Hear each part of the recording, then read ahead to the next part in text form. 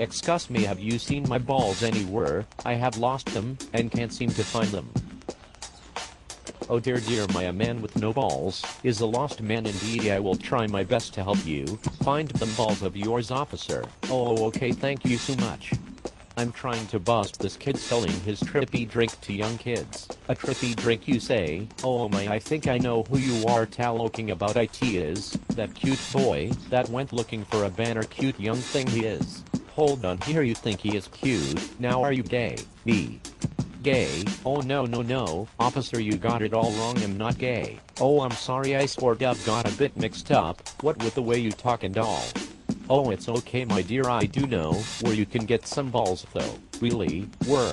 At Jim's Candy Shop. Well then I'm off to Jim's Candy Shop. Thanks for all your help buddy boy. It was my pleasure.